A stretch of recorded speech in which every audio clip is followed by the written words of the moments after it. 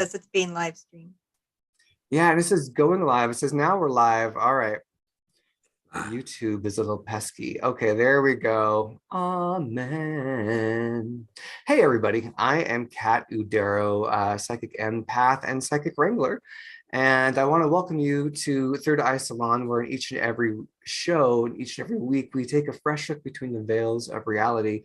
And in this show, we are cracking open the galactic veils and talking to our dear friend, Rev Ned, about what is going on in other places in off-world, because it's a conversation I think that's going on a lot right now, and Rev Ned has been kind of hesitant to share it with people, but I'm very honored to have him trust us and feel safe with us to allow us to be the venue to bring it through. But anyway, all of that, let's go ahead and say hello to my bestie, Linda Coulter-Burge, psychic, conscious business coach, and just an all-around amazing human being, honestly.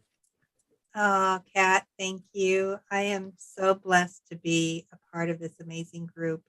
And I want to include everybody that's watching that in that praise, because I love you guys all so much. You add so much to the chat. And I can't wait to get into this with my beloved Obi-Wan Rev Ned. I've added Obi-Wan to the front of his for me because he is definitely an advisor I love to go to. So as always, everyone, play nice, join in the conversation. The more you participate, the better. Join our Facebook group if you haven't already. Like, share, subscribe if you enjoy this content so more people can also enjoy it and we can shift this world one person at a time. Thank you, everybody, and thank you for the coffees we've been receiving. Mwah. And Kat, I'm going to send it back to you. Thank you, lady. Well, let's say hello to Rev Ned. Okay. Hey, Rev. Hey, Obi. Hello, everybody. Hello. It is so amazing to be here. I love the energies already, and we're just getting started. It's amazing. It has a very nice, gentle flow. Thank you. And also our co-host, our other co-host, Angela Anderson, artist, motorcycle mechanic, software engineer, former software engineer, and channeler of Oneness. Welcome, lady. Yeah, good morning, everybody. I am here in collaborative cooperation with all that is of the Christ consciousness with my conscious cohorts. Ned, did you like that alliteration? I love that. I did that all just for you, right? More. I'm excited to get going this morning. So yeah, looking forward to the Galactic discussion. Excellent. Very good. Thank you so much, Angela. Well, all right. So Rev Ned, we've had him on our show before. His bio is down below. I'm kind of just going to give you a bit of a snippet where this is my rendition of Rev Ned. He's really a nature man. He's somebody who's so connected to nature.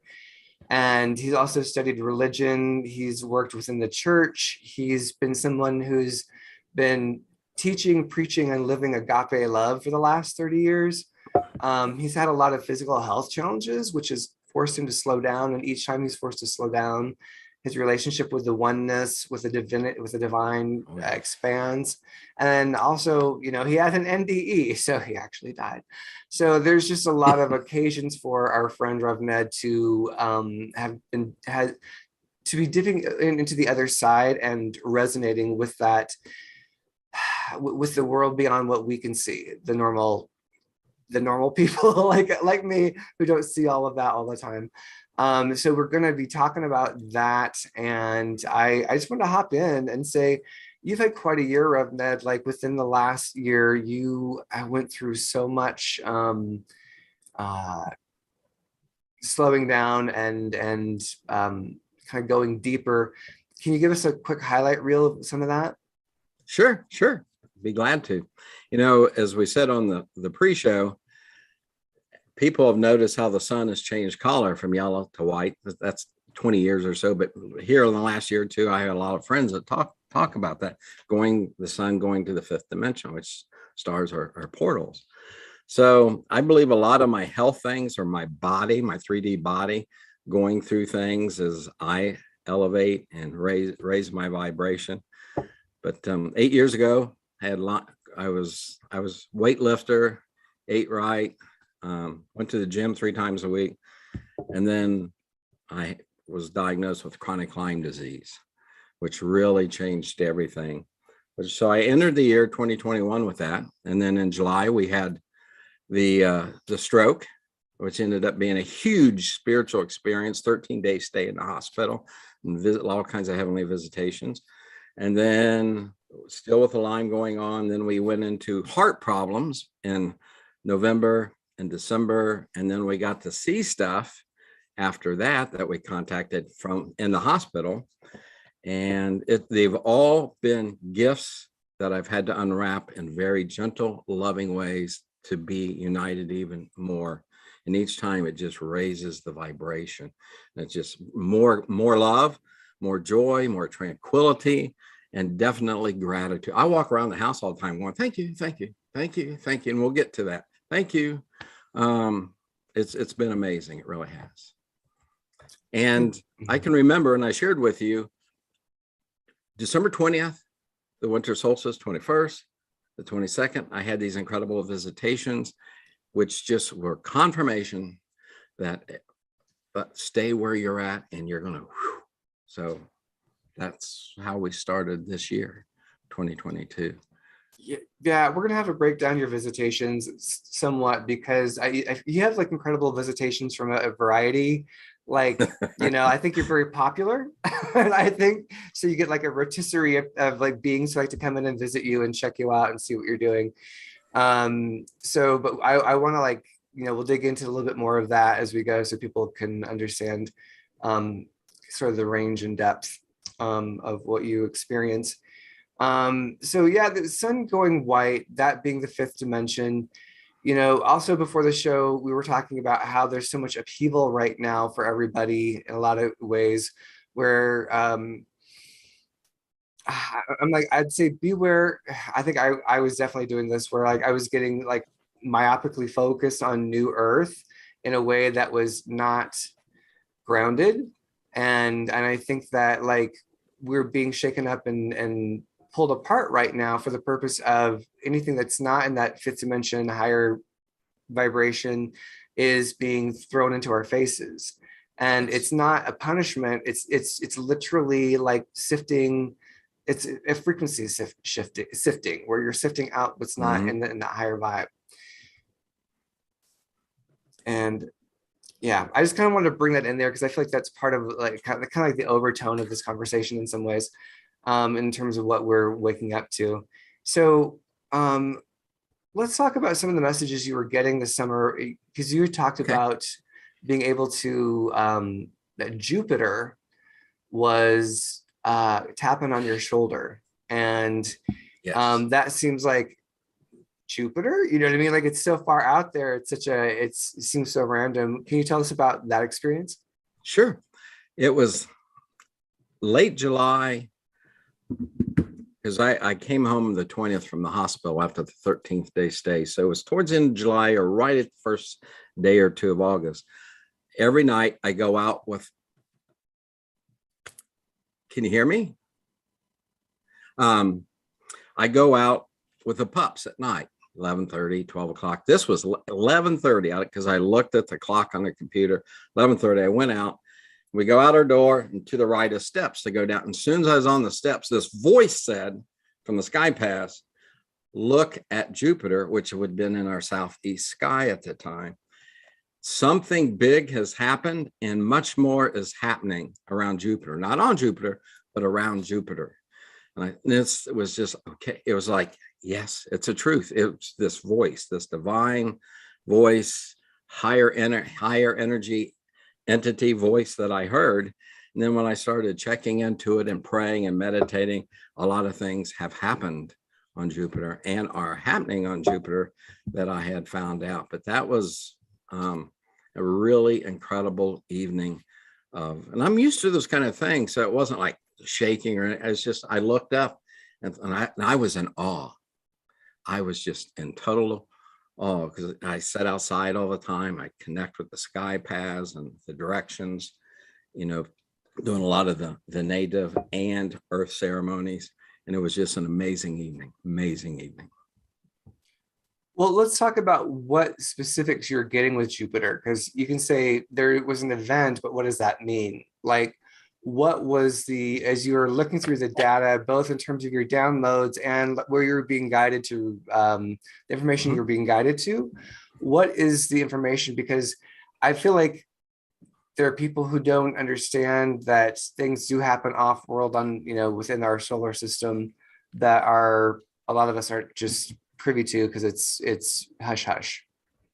Correct. First of all, I was raised that way with my father. My cousin lived with us a lot. And we when I was 10, 11, 12, we talked about these things. My father had experience. I was raised to have this higher awareness. But in October 13th of 2020, I want to say this, and it's out there in public record. I think it was 8 countries at the time that had space fleets. And they had this accord, Artemis Accord, that they came up with. And it's online. You can read what they did and who signed it. So some of this stuff is actually out there to look at to prove that what we're doing. But I'm going to look at something for dates wise when you were talking about it. I was told from the same voice that a meeting had occurred around Jupiter.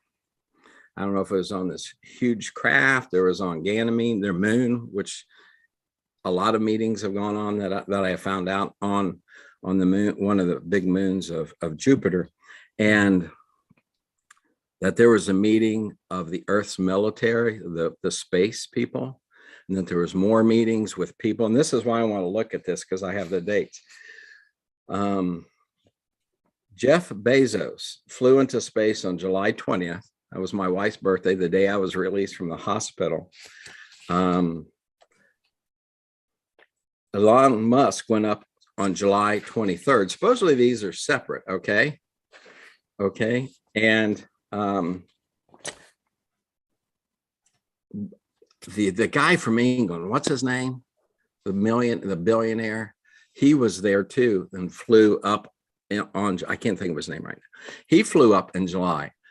I've been showed those were all connected. Because think what they create and make. They make spacecraft, they make satellites.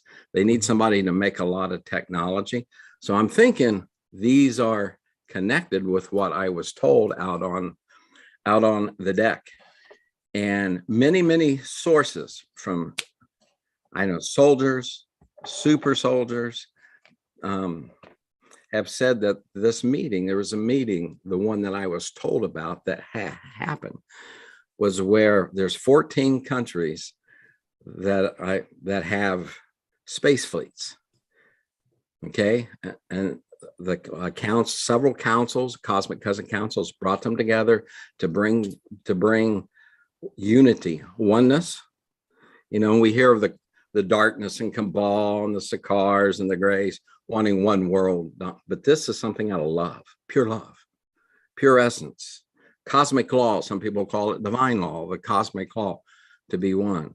So that's what the voice was referring to, that there was these meetings with the 14 countries that have space fleets, and the ones that I mentioned that are involved in building satellites. And that was the first. And then when I started studying and listening and reading, because I read constantly, I got in that there was other meetings. I think there was 12 meetings at least with those groups of people individually. And then they came together to pick one country to kind of organize it. And the United States was picked for that. And our Navy has a lot to do with that. They've been like the good guys in this. Go ahead. I see thoughts on your head. Yes. Yeah. Well, I just My want to thoughts know. are, Oh, go go ahead. ahead. Oh, I I'm was sorry, just Linda. the cynic in me says, Lord help us if we're in charge. Oh, Well, what are these meetings? Do you have a sense of what are these meetings about, and how does it impact us? Like, what is the relevance of this to our daily life? I want to back up. I work with graduate international students for like 3 decades, meeting folks from 177 countries. And I always thought, and I would bring them together under topics, and we'd have the ones that wanted to be involved. And these were people that were master, doctoral students, researchers, scholars, and we'd bring them together and talk like the divine feminine from all these religions. It was amazing. I did that for many, many years. And I always thought, wouldn't it be neat to unite Terra, that's what they call Earth, in love and unity and oneness? We talk about it. I always thought that. So this was in the late 80s, early 90s, the 2000s. And now with all these incredible experiences and ceremonies and visitations, I believe this is what these meetings were about. That I believe a lot of things, they have been revealed, but in smaller ways. More and more is going to be revealed of what's going on, how to bring love and peace to Terra. People who have sacrificed to make Terra free. Mm. And one of the other things that's side of this, I shared with the sun being whiter than yellow, that it's going to fifth dimension. When I saw the moon in January and February of last year, I felt this cleansing energy. I felt like it was, even people say, have you noticed how bright the moon looks? And which would have to do with where the sun's at also, right? And I had found out, and I was shared, and I was confirmed through reading and listening to a lot of people, that some of the dark bases, the dark alliance, the Sikaar that I personally have dealt with, the grays, the humans on Earth, they were doing bad things there. And I found out they had cleaned that in January and February. They cleaned it. That's why I was feeling this incredible energy. And January and February of last year. Yes. Okay. 2021. And then I said, something amazing is happening. And then I found out so many resources that have talked about what had happened of cleansing the moon of this darkness and of the basis. And then the July thing, and there's some little things that happen in between, but the July. And then October, I was cutting grass, okay? And I always think that I am you've seen me with this bracelet, Grandpa Fullscroat. I don't know if you can see it. Yeah. It's the pony that reminds me that I'm a hollow bone for the cosmos, not just for here in this dimension. That I'm that. So when I'm cutting grass, I always think I'm a hollow bone on the zero turn, the sky coming like a tube. I picture this tube coming up from Earth Mama, from Terra. And when I was cutting, I felt this I almost started crying. I felt this cleansing energy coming up from Mama Earth. Something's been cleansed. Something's been cleansed. Something's been cleansed. And the first thing that came to my mind, still on the lawnmower, we have 5 acres we cut, was some of the deep underground military bases, dumps that people call, something has happened. So I started doing research. I started praying. I started meditating. And I had found out Dulce Air Force Base and Area 51 had been taken by white hats, the Alliance, some of our cosmic cousins that have been helping us out. So it's things are happening on Earth too that I've been shown, a cleansing. I don't feel the darkness of the bad cosmic cousins like I did, say, even a year ago. Because I mean, when I had my stroke and I didn't know where I was, I went outside waiting for my wife to take me to the hospital. This entity, which I've told you, I think on the last interview, picked me up, threw me down twice, picked me up again, and then it left. It just was gone. And I looked and there was this being with these energy bands on the back, this light being. So I've dealt with these people in my near-death experience. I've dealt with, but I haven't felt that in months and months, which is kind of confirmation. There's a cleansing going on. And I think we're going to get more and more information on this as the year, this year progresses. We still got to go through stuff here on 3D, which we're going through. But I have so much hope. I really do. So much hope of what lies ahead for like our grandkids. And we had a late Christmas because of our illness this past weekend, and I looked at 5 of them were here out of the 6, and it's like, man, their future looks better than it did a year ago, a year and a half ago. And I believe many of our grandkids are starseeds. They're just so special in so many different ways. Yep. So I hope that answered your question. Yeah, no, that was good. I want to dig in a little bit more, but I also want to make sure Angela or Linda. I can chime in. Yeah, I do. I know you mentioned Jupiter early in the conversation. I was curious to know, outside of the military involvement, because I don't really get into that aspect of things, if there's an energetic component associated with the Earth. Like, I know that through astrology, different planets represent different energetics, things in respect to energetics. So what do you feel is the energetic significance to Earth as far as Jupiter is concerned, or is there one as far as you are aware? What you're saying between the planets, not really, but what's going on and the energy that's coming from there. Yeah. Since July, here's a great example. That's a great question. Yeah.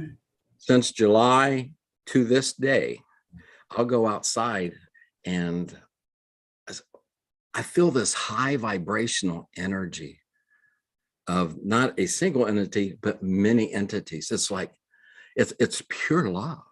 It's pure love. And I said, what is going on?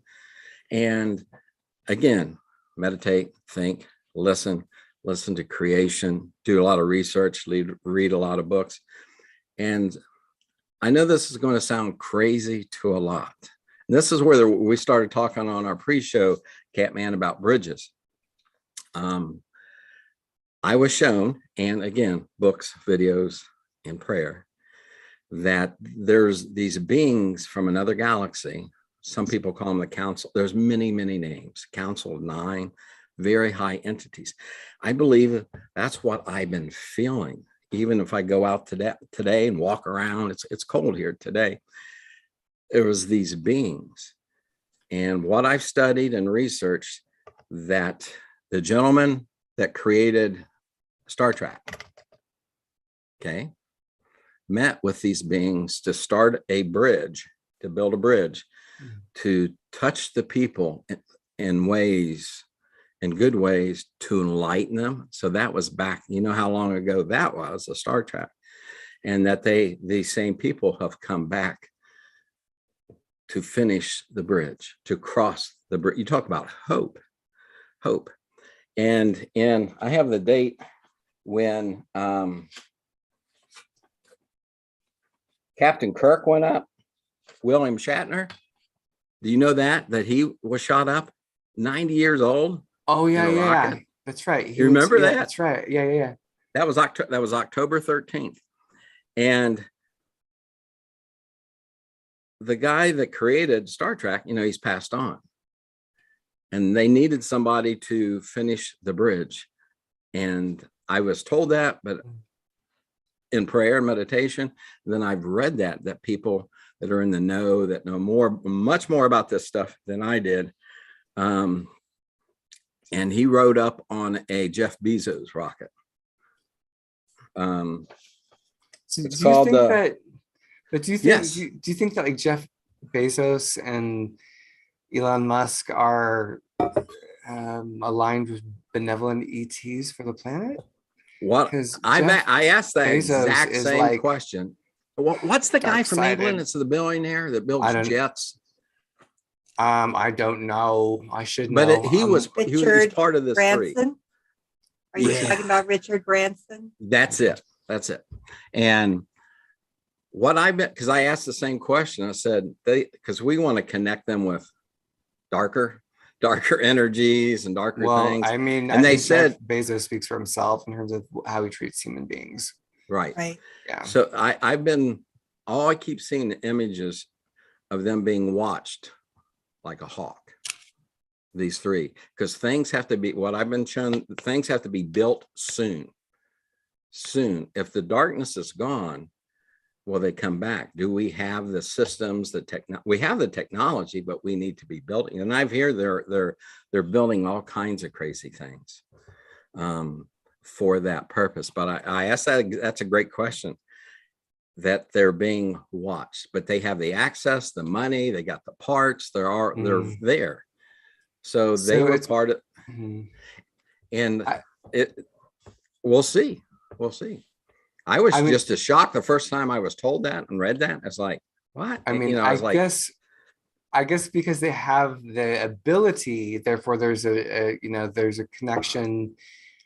What's an expression? Politics makes for strange bedfellows, where it's like, maybe it's like, well, this guy, wow, what a butthole, but he's rich and can make rockets, so we'll work with him. That's my rendition on that. I have no idea if that's accurate, but did you want to hop in, Miss Linda? Man, go ahead, Linda. Oh, yeah. I mean, for me, it comes really down to how they treat people. And I do not believe they will do anything unless forced to, in my opinion. And maybe that's what, they're going into it with their own agendas and alternative, and ulterior motives. And maybe that will be fine. We'll use them for this. But I think that their choices in life have led to a different presentation of their personal agendas. Now, cosmically, could their agendas be pushing this planet to make different choices because they're showing us what ultimate greed looks like? If they're showing us what ultimate capitalism without recourse looks like, and we choose as a planet and a society to say no, that may be their purpose. And I can understand that. So that's kind of where I see that. And I know personally, when you're in pure love, I've heard some of our cosmic cousins have come here that have shared about it. Other people, that pure love can change even the darkest people. I can remember being in the hospital with a stroke, and I was getting better. And I had this experience of the Merkaba coming. I've shared it with you all. I was on the window and it came in. And after it left, it asked me to go with it, which I've been asked many times, are you ready? Are you ready to go? By angels and Merkabas. And this dark energy came into the room. And I just started chit-chatting with it. I wasn't sitting there, back off. I didn't do any. I just loved on this energy. It changed. I said, I care about you. I love you. And it just kind of like this energy just, and it left in a very peaceful way. Pure love is so powerful. I've seen it. The one that picked me up out here right behind this wall, I have forgiven. I've loved it. And I feel more positive connections, wherever that entity is right now. And I keep hearing stories that incredible dark people are changing because of the love and the light that's available to us as we increase our vibration. But that happened in the hospital. It wanted me to fight it, and do things. I said, no, I said, let's sit down here in the bed and we'll talk about this. And that's how I treated it. And I just wrapped it in love. And then all of a sudden it just went off by itself in peace and love. Haven't heard from it since. It was a really cool experience. This is a good place to put a pin, because it's the world outside of us is reflecting what lies within. And as we address what lies within us, then we can change the reflection, the projection that we are choosing to create and align with. So at the end of the day, it doesn't matter what Jeff Bezos or whoever is doing, because as you embody love, as you learn to love yourself, then the reflection of what's out pictured will change automatically, but not so magically, if that makes sense. You have to embody it first.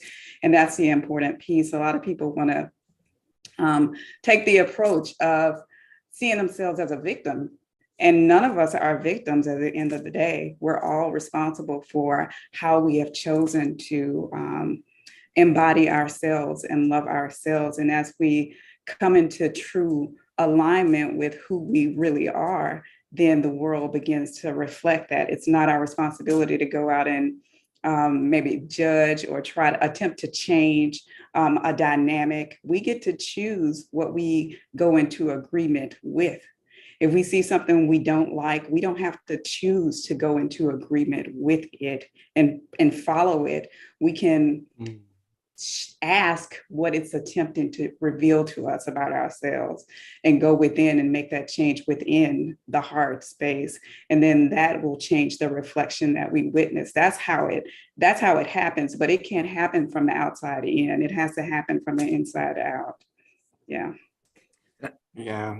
That's like a those mic drop. Those are amazing words, because we have that bridge that can go from our heart to that inner essence, to our soul, that bridge to our mind, to our heart. And all the things I went through last year, I embraced them. Most people say, oh, that's dark, chronic Lyme. Oh, that's dark, having a stroke. Oh, that's dark, having the heart problems. That's dark, having the C stuff. But embracing them in love and learning, going through the stuff that you mentioned, and changing it into love and light. And, we're here. It's great words. Angela, yeah. And words. that's what the body, the body is like it's like a messenger. And those things that we receive that are uncomfortable, moments of discomfort, moments of pain, they come to give you a message about yourself, to reveal to you more about yourself, to give you that impetus, that alarm clock almost, to wake up, to see what you might be missing about the self. That's the whole point of it all, is to show you more of you. Yeah. And I think that two thoughts. One is that, we can be victimized, but not be a victim. Like something can happen to you that shakes you up and breaks you down that you did not consciously invite into your world. Yes. And you can be victimized, but you get to choose to be a victim or not. And that is, and no judgment either way. The other thought is Paul Selig. Again, me and Angela totally dig Paul Selig. Actually, Linda does too. Linda's attended his courses.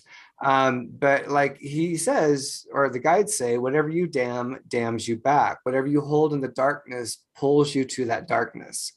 So it's like, and that's just so challenging, but it's true. And it'd be like in the case of Jeff Bezos, being able to put him in what Paul Selig calls the upper room. Like, I see you in the upper room. I'm not trying to change you. I'm seeing you in your wholeness. I'm seeing you in your God self. And that creates an energetic shift.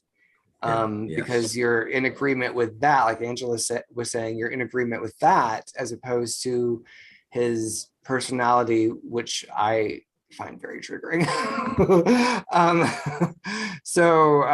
All right. Any other thoughts, ladies, before I move on to the next topic? No. Okay. It's only 10:37. That's wild to me. I feel like we've been talking. All right. So one of the things I wanted to talk to you about, Rev Ned, was, and again, we're going to talk about some things that are quote unquote dark, but it's more of like the darkness, acknowledging the darkness for what it is, and then again, walking it back into the light. But I wanted you to be able to speak to what you had experienced with because this was also one of the downloads that you got with the Vatican, how the Vatican energy was cleared with a base beneath there. So, but I wanted to kind of give us a pretext of you have a name, the Sarkhan, what do you call them? You have the Sikar? The Sikar. Tell us who the Sikar is and how you've experienced them in your mission to embody agape. That's good. That was good. You should have your own program or something. That was really, really good. I'm doing my best. When years ago, the wife, it's a labor and delivery nurse, and she was working. I was in the living room. It was my day off. And this being, wait a minute. I don't know if I can bring a picture, but this being came in and started flipping me around like a reggae doll, Ragdoll. like a Raggedy Ann doll. That's what I pictured.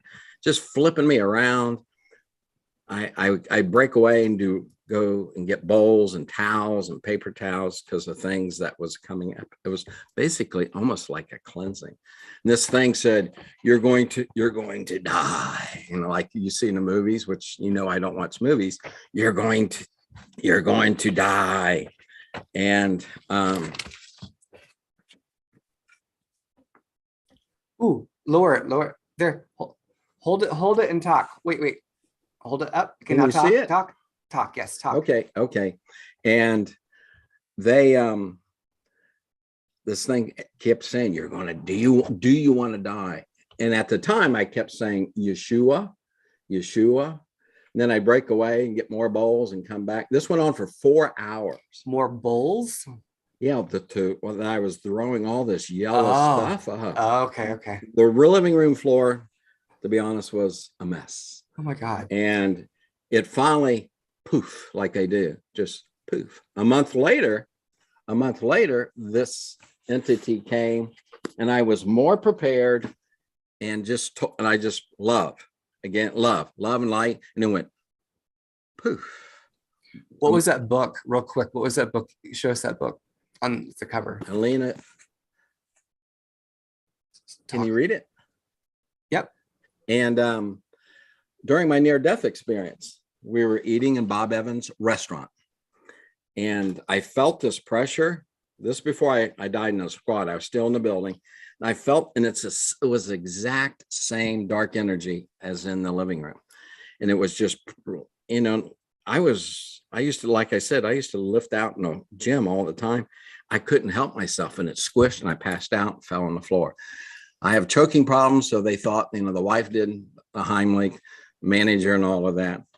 And so that was the third instance that I'm super, super aware of. And then during the stroke around the 7th of July, the same entity that looks like this, exactly like that. Exactly. Picked me up, threw me down. And I've told you all about that.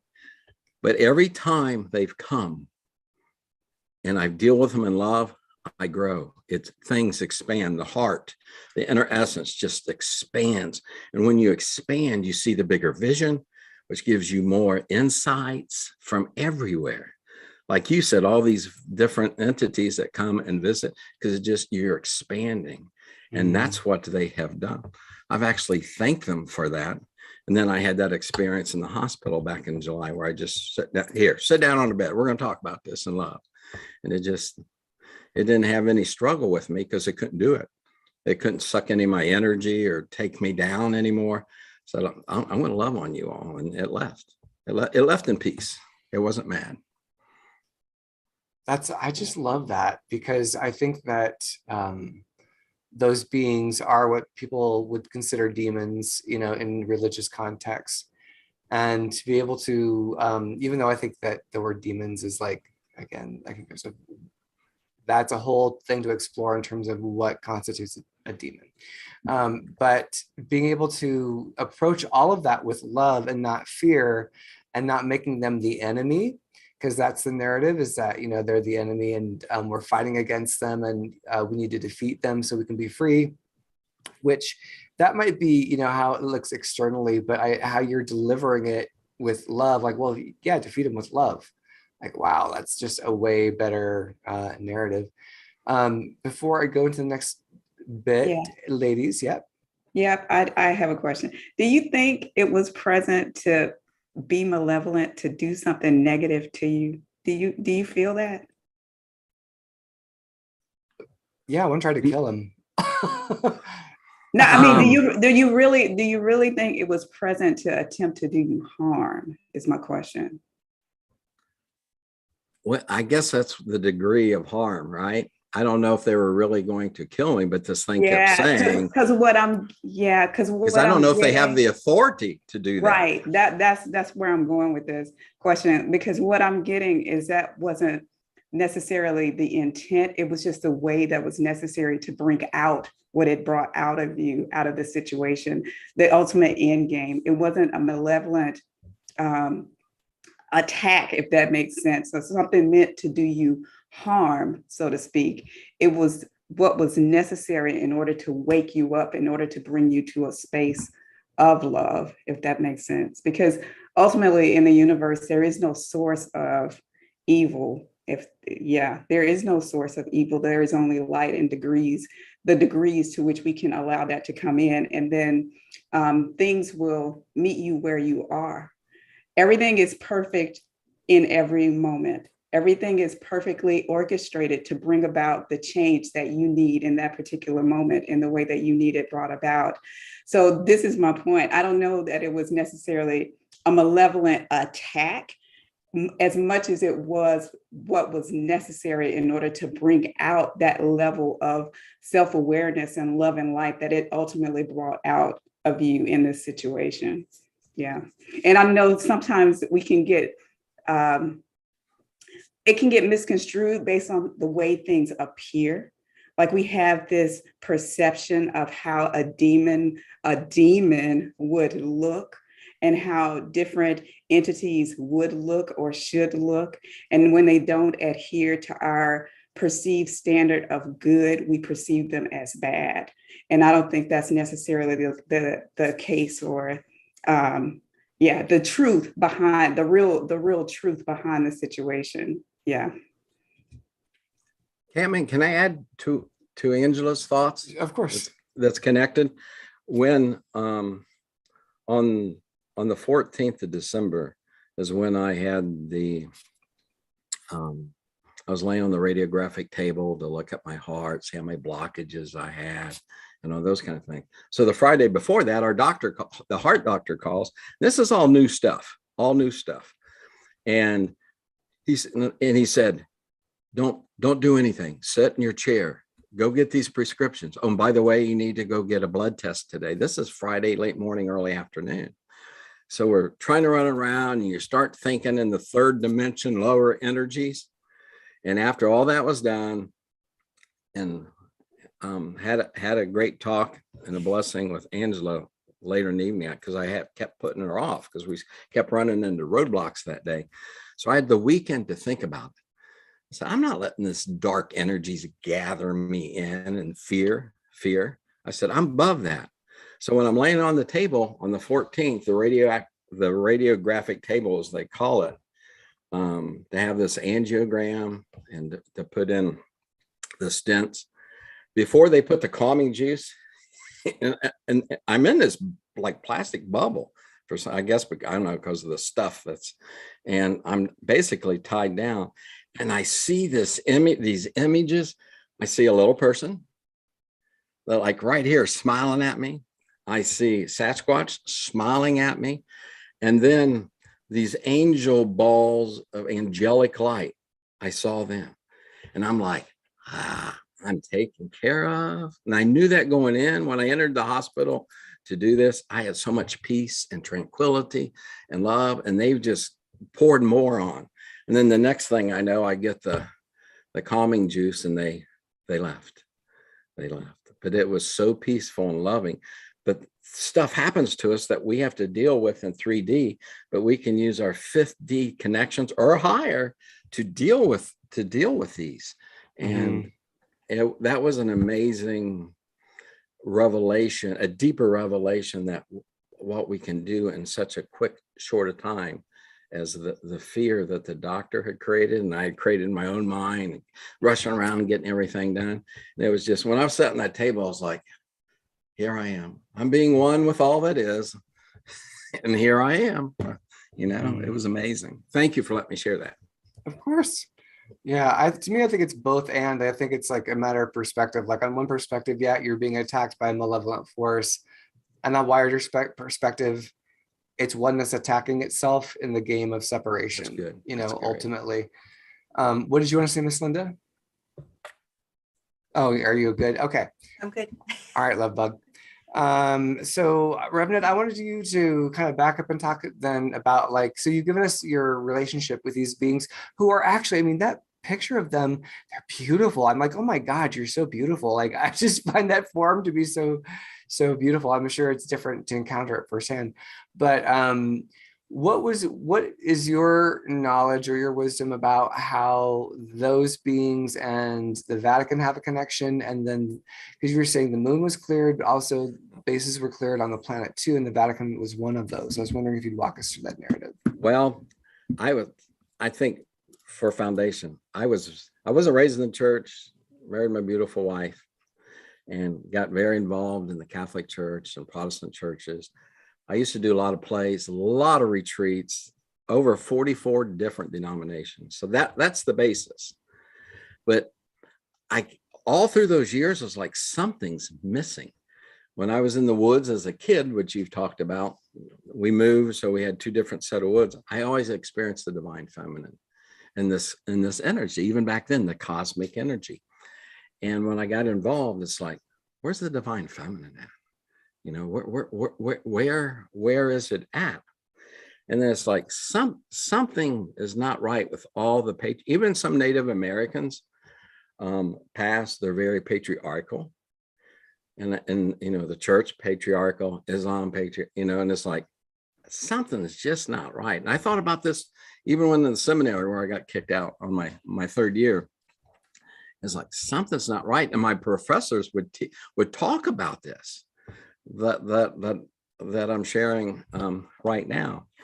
But the Pope Paul VI meeting hall, and everybody can look this up. This was about 4 or 5 years ago. I had a gathering of Catholic men at the lodge, the Houston Woods Lodge, State Park here. And I showed them pictures of this hall. And the outside and the inside is shaped like a reptilian. And I know a lot of people don't want to hear these things. And the #1 reptilian base in the earth was under the Vatican. That I do know. That's been shared. And then a lot of the soldiers that have come from that, people have visited with cosmic cousins have said that. November 2020, most of us remember quite well, but that's when they started clearing this out underneath the Vatican. It was November of 2020. They, I don't know how much people know about portals. There was a portal under there that went to Mars, and they closed that then, so they couldn't go back and forth, so they could work on Mars. And then it was April 2021 when the underground, that base was totally cleared. And how do you know that? Like, was that a download, or was that something a download plus something you researched? Exactly. Yes. Because I knew there was something up through the years. I knew there was something. I said, something's just, there isn't this pure love. It had fear connected to it. It had strings and conditions had to be met. And I've especially during ceremony, the near-death experience, it was pure. What I experienced was pure love, no fear. Mm-hmm. And that has expanded it amazingly in the last few years. So when I saw the Pope Paul VI hall, and you can look it up online, the Pope sits in the mouth of the serpent. You can look it up. And from there, it was like, And I would share with my Catholic friends, my men friends, I said, what do you think about this? What do you think about this? But they're in a different place than and that's okay. We're all on our own spiritual journey. I'm just popped in that picture. Thank you. That's it. It sets 6,500 people. So there are the eyes. It's like, it's so clearly, it's just so bizarre. It's and the outside, yes. And the inside, if you go all the way up that aisle, there's a seat where he basically sits in the mouth, the Pope. Yeah. And this stuff, I mean, tore me apart. I've cried. So much has been shared with me about this. And it's like, I believe some of these are the things are going to come out. They have to.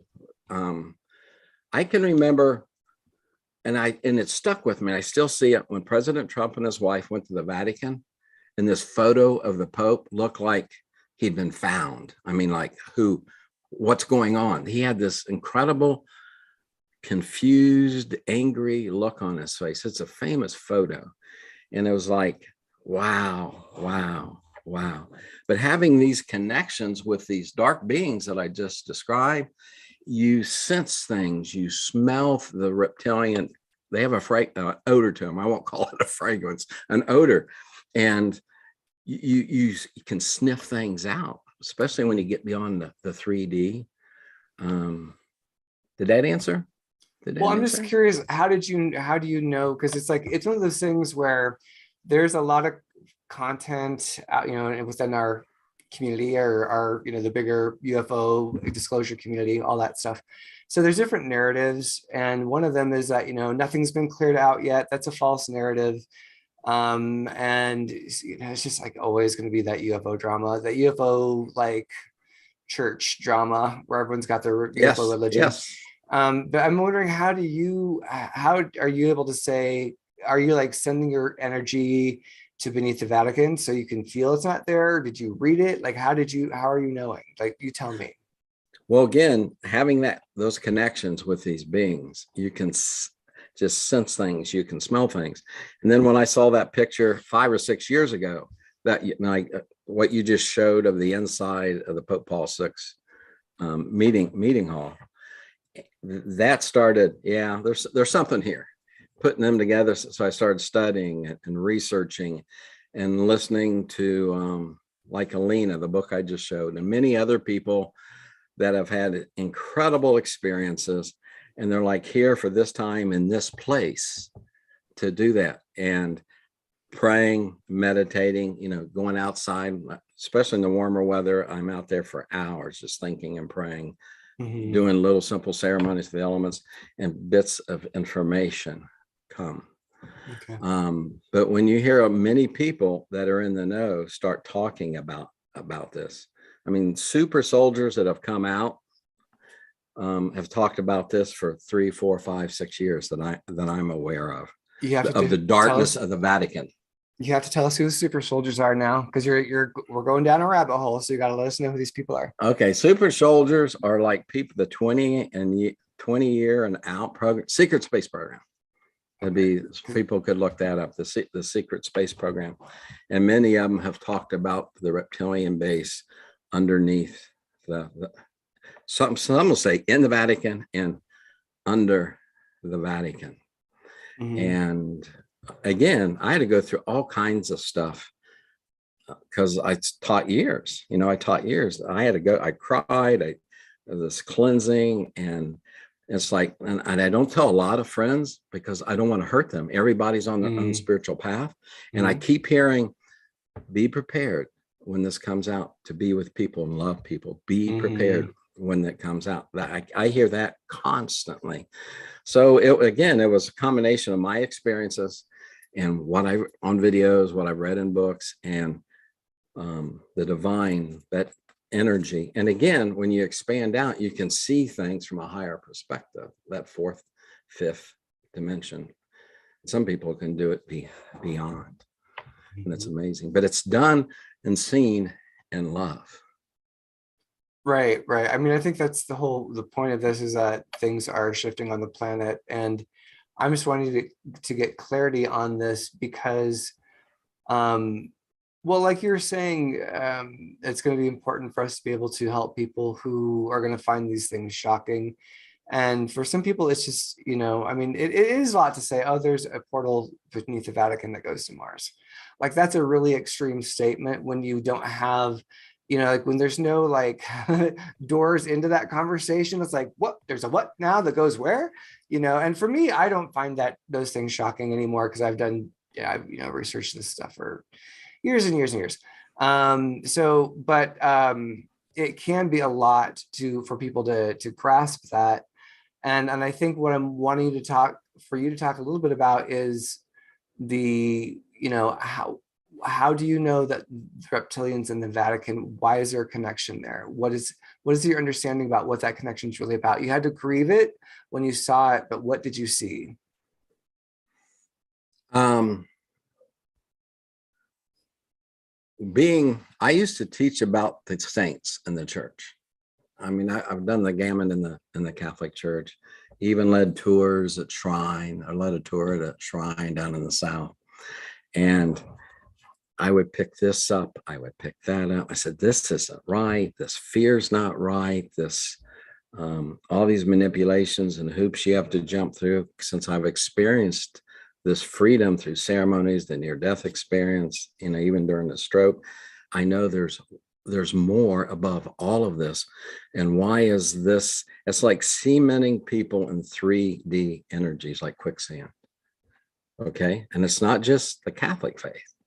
It's like, where did this 2,400 faiths come from? There's that many on earth. And it's quite amazing.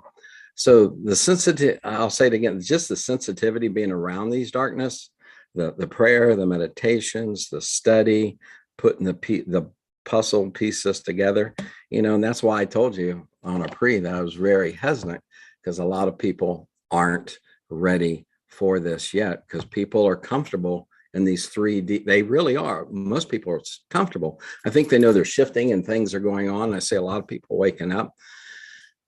But if that comes out whole stream, think what can happen to over 1 billion people that call themselves or Christians. And knowing the early church fathers, okay, I knew this a long time ago, talked about and degraded the Jewish people. And you can read that. You can find that easy, degraded it, the Jewish people. The first 3 or 4 Protestant leaders, the same thing. And you can look this up. Martin Luther come to hate. He tried to get the Jews on his side when he split from the church. But he ended up hating the Jews, wrote about what to do to burn their synagogues.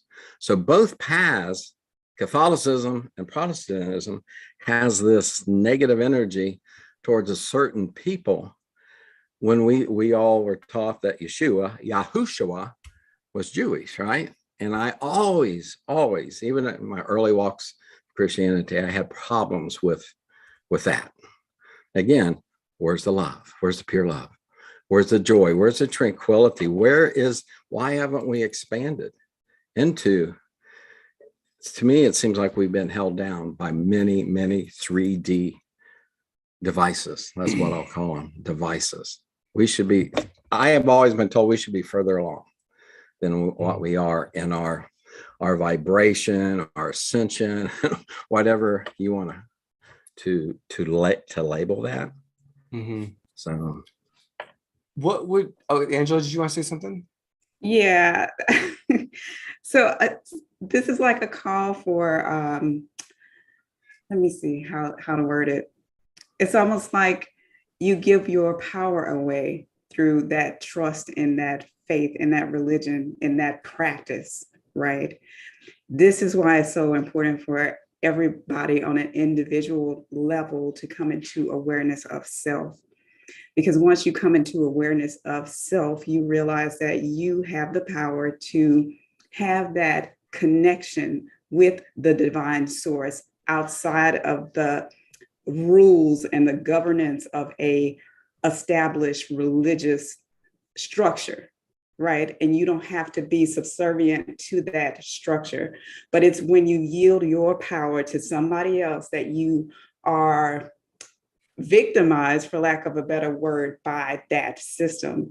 Yeah, it's so important to rise above that, because if you don't, you think it's your task or your responsibility to fight, to rebel, to go to war with a system or a structure, when you have the power yourself to step outside of that agreement to that particular structure. Yeah, so that the Vatican or whatever else carries no weight, or better stated, it only carries the weight that you give it. Mm-hmm. That makes sense. What if, okay, you're here, we're here, okay, and then let's say we'll use the word worship, common word. You worship something that's up here. There we go. You can't be one. You're right. Subservient, just like you just said. Right. But when we're one with all that is, we're together. where you're together in love and light. And again, things start expanding. You start increasing the love energies and the spin-offs of hope and tranquility and gratitude that go with that. That's been told to me by higher entities many, many times. Yeah, there are no levels. That's what I was getting at. There are no levels when it comes to this energy thing. We are all one on one level plane. There is no hierarchy of beingness. There is no hierarchy of beingness. We are all one on one level playing field, different facets like of a crystal or a diamond, different facets seeing different perspectives of the same thing, but we are all one on a level playing field. So you are never subservient to any system or structure. You have at any moment the ability to step into your power and step outside of the auspices of that particular structure. Yeah.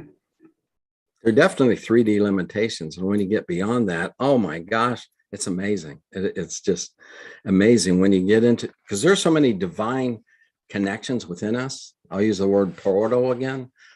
That we have within us. We're amazing beings of creation and more people are finding out what they can do as this amazing, amazing creation. And, many call that we have junk DNA, but I think that's very high profile DNA that's within us, that when we can discover this and utilize it, again, we start expanding. Great words, Angela. Yeah, and I want to add this too. There is no good or bad, no right or wrong in any of this, and nothing that was stated is meant to imply that there is a right and a wrongness to this approach. Ultimately, all paths lead to the same end goal. So whether you choose to take the route of going through experiencing the details and the facets of religion in that structure, or you choose to step outside of it, it doesn't matter. It's all about the path that you've chosen on your road to self-awareness. Yeah. It's very powerful because we're all on different paths. We're all on different paths. To love one another. Go ahead. I was just exposed to a book this morning that I really want to read that's called If God is Love, Don't Be a Jerk. And it's really talking about this whole thing. And so I'm really excited to read it by John Pavlovich. I've heard of him. Comments. Yeah. But yeah, I love the title. If God is love, don't be a jerk. I mean, if a real quick thought, Cap, think how many millions, if not billions, of people have died in so-called religious wars. Right. And, I think of that often, and being around these people from around the world for 3 decades and having that perspective, it can work. It can work, but we have to come together. And those are the meetings I used to have in the 80s and 90s and 2000s with them, that we would get along, that we can do it in love and light, pure love, and very, very powerful experiences that we have. Amazing things. I can remember one of my great friends, Muhammad Azahari, who came, he got out, escaped from Sudan. And Sudan was taken over by an evil general.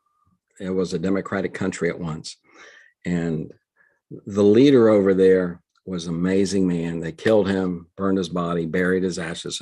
But his wife came to the town, college town, and his daughter. And I would gather, it was mainly women, because I was part of an all women's group at the time, spiritual group. And we would sit at the table and vibrate just by their presence without them saying anything. And these are people that suffered a lot. And being around people from around, I said, this can work. We have the connections. We just need the leadership in the right places that would help egg it on to multiply it, to transform it. But I have so much more hope now than I've had in so long, but we still got to go through some muddy waters to get there. Yeah, there's, like we were saying, there's definitely this how the shakedown, this breakup, shakedown, cleansing, clearing. And you know, I've heard of this from more than one place where there's going to be a time where people just express rage for a while. Like once things are revealed, there's like 3 months or whatever, some time span where there's just like a mass rage when things are revealed. And, you know, like I'm still waiting for that. I've been waiting for that for about 2 years, 2 or 3 years. But I'm hopeful that that is what happens. Not that I want people to be enraged, but I mean, it's part of the emotional process where you realize that the people that you trust are your abusers. The people that you trusted and gave your power to are actually your abusers, and the abusers of your children, and the abusers of, all this stuff. But I'm hopeful that we do see that. I'm maybe 2022, I don't know, but it'll all pan out the way it needs to. I wanted to let's end on a positive note. And I know that you had talked about med beds in our pre-show chat, and let us know what med beds are and what you're seeing for that and why you're seeing that for us humans. Well, again, I'll be walking around the house or sitting at the table where I do a lot of writing and thinking and praying and creating things. And I keep seeing these devices just poof, boof. And I looked it up, and they're med beds. And again, people in the know that have had much more regular contact than me say they're coming, they're here, they're manufactured. They've been in use just for certain priority people, but they're going to be available to all of us that I hear soon. I picture one of my friends. His leg was removed a few years ago. I think in February several years ago. That leg can be totally recreated. Okay. Any health problems that this thing, it works at the DNA level. Somehow it reads your DNA, and then it can change the energies. And it's actually ancient technology that we're just going to have access to. And I would think, and maybe some of the military guys that have lost their limbs, it would be access. A lot of the children that were released in the underground facilities, I haven't been told that, but I see that, to me, they would be the priority. Because of the emotional trauma. And I keep seeing in my brain that many of them are being created. Okay. And now, so you're seeing these beds, which seem to be able to do any number of range from, I would say, psychological, emotional. I think so. Yes. Physiology, obviously. So who are the people in the know? Because you're like, the people in the know these things, but who are those people so people can research?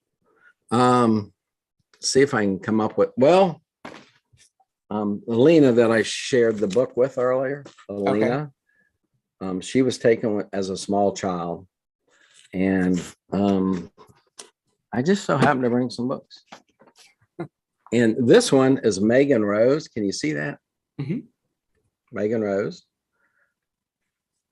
James Gillian, who has the CD Ranch that I've been following for quite a long time.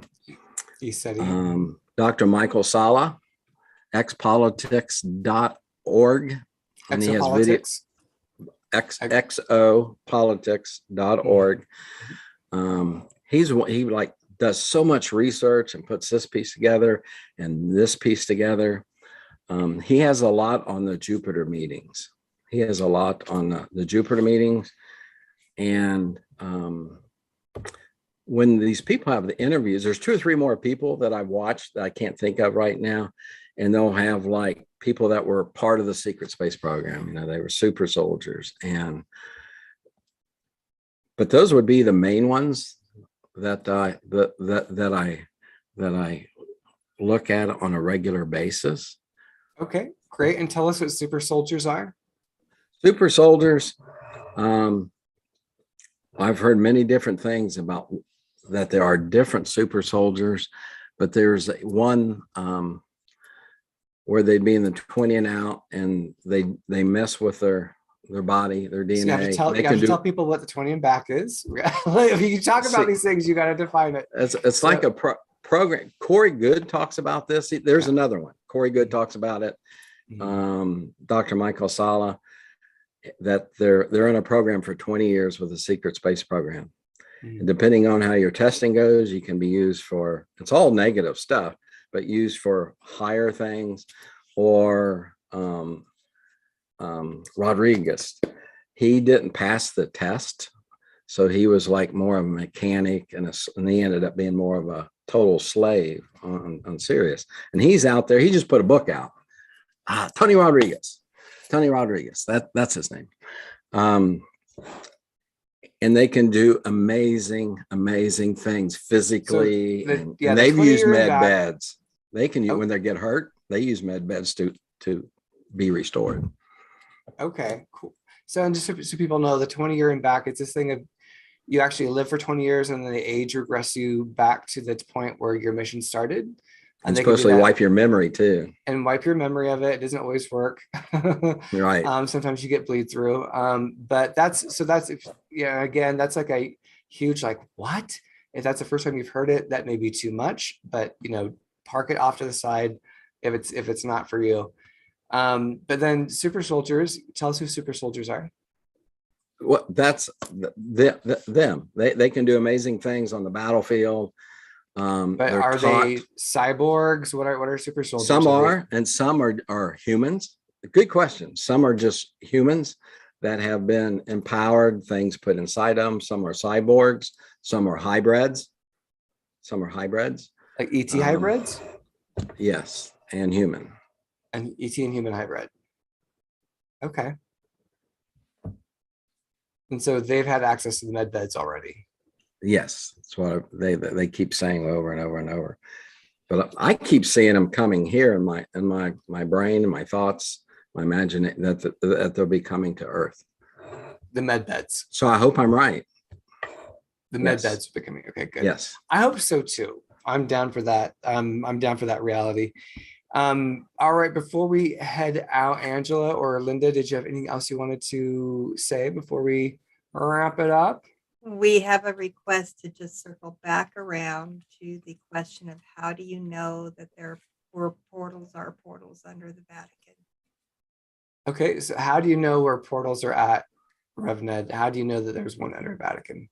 How is that something that you were able to validate for yourself? Initially, I felt that they were there. And then when I heard these reports, again, from the cosmic cousins speaking to these people, that they were there. The Earth is an amazing place. Inside the Earth is totally amazing. And there's tunnels all over the Earth. And I've seen, when I've been out cutting the grass, usually the wife has the tractor and is out in the pasture. And it's like the Earth opens up and I see so much stuff. When I've done this in the years gone by that we have lived here. But is, again, anything with fear, perfect love, no love with conditions, a lot of truth will come. When you start moving in pure love, and you raise that vibration, you can see so many things from that higher, again, the fourth to fifth dimension. So are you saying that you're psychically seeing where the portals are in the Earth? Is that what you're saying? Part of, and then you hear these people talk about it for years, that there's this underneath the Vatican. Okay. Those have been stories I've heard for 15, 20 years ago, that there was things like that underneath the Vatican that I've known about. And then when I found out, get more with this energy, this so-called dark energy of these beings, these entities, then it started coming to realization that, yeah, there are these things. But a lot of the people I told you, I gave those names, talk about that and have videos on it. Perfect. Angela? Yeah, I was just going to add that the Earth is full of portals. There are portals all over the Earth. It just comes down to where and what you are in alignment with. So from the level of the heart, if you are open to a portal that's in resonance with your level of heart, then you would have an awareness of that. But if you are not, then you won't. It won't be a thing for you. It won't exist for you necessarily, if that makes sense. It's all about heart alignment. And this is why it's so important to be centered in the heart, because if you are aligned with a space of fear, then that's what you are going to perceive and be open to. But if you can resonate at the level of the heart and in all the spaces of the heart, just from the heart, that should be a prerequisite for everything, really. It's just operating from the space of the heart. And then you allow that which is in resonance with love to flow to you, for you to flow to it, for you to bring it forth. The heart itself is a portal, if that makes sense. I mean, it is. It is. Yeah. And then you bring forth all that aligns with love. So be centered in the heart. That's the number one prerequisite to all of the discussion. Yeah. I had just to tap into that a little bit. I had an experience going to the Hopi reservation of following a holy man that came from Africa. To every place that we went, we had just gone behind him, and he was blessing the Hopi reservation because it was a portal. It had a huge portal there, and one of the people there asked me where I came from, because he said, "Didn't you come from a town that started with like Bell in Colorado?" And I said, "Yeah." And so I told him, that's it. That's where he just came from before he came here, because there's a portal there. And we've had lots of UFO activity there. I will not name it. The town will chew me up if I put it on the map. But as a child, I would feel this, whoa, whoa, whoa. And it felt like reality was pulling apart. And it was always this really intense feeling. And I felt really uncomfortable and anxious when I felt it. And I met someone who lived there about a mile from my home 10 years later. And we were talking about this. Did you ever hear anything weird that really made you uncomfortable? And yeah. I went, whoa, whoa. And she said, yes, that. And so, yeah, the feeling of that portal was very, very visceral, of just feeling that. I just felt like a rubber band stretching, the universe stretching. Wow. Thank you for sharing that. Hey, Catman. Yeah. I like to say one more thing, because when you asked me to do this, because Yep. I was uncomfortable doing it, because Yep. I'm very sensitive to not hurting people, tearing them down where they're at on their spiritual path. But on the December 20th, 21st, and 22nd, that had a lot to do with me saying yes to you. You know, I'm laying in bed, and I always have a sheet next to me, a white blanket, and a quilt. I get cold really easy since I've had the chronic Lyme. And when I woke up, the sheet was pulled away out and nice and neat on the top. Okay. And I thought, I have a touch lamp that the little people hit all the time and communicate with me. And I've shared that before. The second night, December 21st, that night, the white blanket was on me first, the sheet, and then the quilt. I woke up the next morning and the white blanket has been removed and put on top, nice and neat on top of me. But that particular evening, I had a visitation of several cosmic cousins that were over me. And it was pure love, confirmation. Just continue what you're doing. And if you get the opportunity, talk about it. Okay. The third night, on the 22nd, I put my sheet back, the white blanket, and the quilt. I wake up, the next morning. And again, the sheet is pulled out and laid nice and beautiful over me. It wasn't like you messed it up with your legs or your feet. Mhm. And that was a very powerful message for me to say yes when you asked me that, because, you know, I was very uncomfortable because I don't want to discombobulate people, which I think a lot of that's going to happen this year in some form or fashion. Anyway, so thank you. Thank you. Yeah, you're welcome. You're so welcome. I think that's an accurate assessment. I think this might be the year of discombobulation. And yeah, and I'm honored that you trusted us as a safe portal for you to bring Yes, your yes. message through. They got the Galactic gals. Yeah, in spades. Miss Linda, do you want to start thanking our people? I would love to. We've had a great conversation on the side that will continue in Third Eye Salon Facebook group. So if you aren't there, please join us there. I love that you guys are here with us on Saturdays. Even if you can't be live, you come back and check. Fabulous. Thank you again for the coffee. And I've been drinking out of this beautiful mug. Isn't that beautiful mug all morning long that Kat gave me with my favorite raven on it. The only thing that I mentally asked for Christmas was a cup with a raven on it.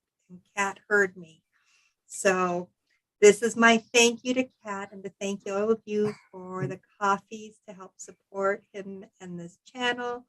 Love you guys. I appreciate Angela. You always bring so much to this conversation. Yes. You just bring this sage wisdom each time. And Rev Ned, you are my Obi-Wan. I really appreciate the joy and celebration of life that you bring to us. So thank you. And Kat, again, thank you for making all of this possible. Yes. Yes. It's Great my words. pleasure. Great Thank words. you. My pleasure. And I'm so glad that was actually a raven, Linda. I was like, when I bought that, I was like, this is a raven, not a crow, right? It's a raven, not a crow, right? So it's actually it is a raven. It's kind of a craven. It's a little of both. Okay. All right. I'll take an artist's rendition, so it's a little of both. It's a craven.